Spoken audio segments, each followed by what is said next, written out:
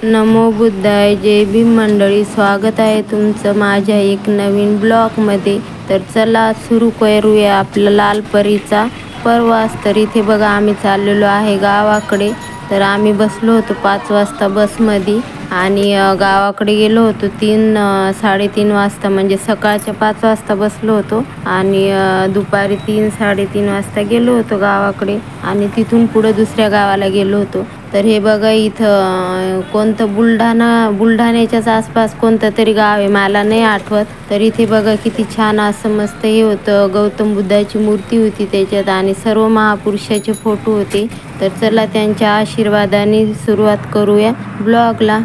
तर आम्ही चाललो होतो, माझ्या मावशीच्या मुलाचं लग्न होतं, त्याच्यासाठी लग्नाला चाललो होतं. तर मी अजून माझ्या मावशीचं म्हणजे गाव बघितलेलं नव्हतं, तर पहिली वेळच बघणार होती. तर चला म्हटलं हिंडून फिरून पण येणं होतं आणि लग्न पण होऊन जायला आणि माझ्या आजीच्या भेटीला पण मला जायचं होतं.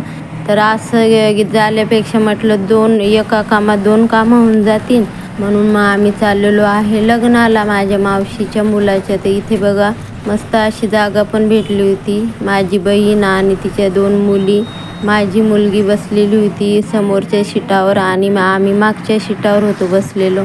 तर बघा गावाकडचा कसा परिसर आहे, तर म्हटलं तुम्हाला दाखवा. आणि खूप ऊन होतं गावाकडं, खूप म्हणजे गावाकडचं वातावरण ना खूप आवडतं, पण असं जास्त दिवस आपण म्हणजे सिटीत राहणारे ना ते सहन करूच शकत नाही.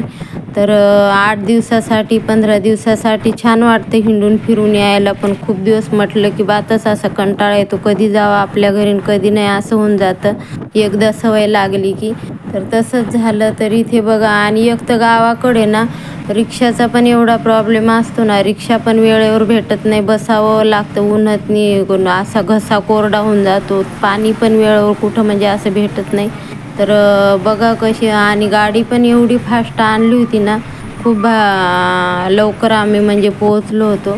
तर इथे बघा ढगाळ वातावरण पण झालं होतं, तर मला वाटलं काय पाऊसच येईन का काय, लग्न हो देतं का नाही सुखानं काय माहिती. म्हटलं का करतो आमची येलेत, पण नाही, खूप छान असं लग्न पण लागलं आणि फायनली आम्हाला म्हणजे रिक्षा भेटला आणि बसलो आम्ही. तर हिला खुशीच्या याच्यातनी ही आहे ना अशी करू राहिली, रिक्षा भेटला तिला म्हणून. तर आम्ही चाललेलो आहे आता म्हणजे माझ्या मावशीच्या जिथं जो हे पडतो ना, जिल्हा पडतो ना, तिथून रिक्षात बसून जावं लागतं. तर बघा आता, आणि रिक्षात बसलेला असतानाच हे आम्हाला दिसले.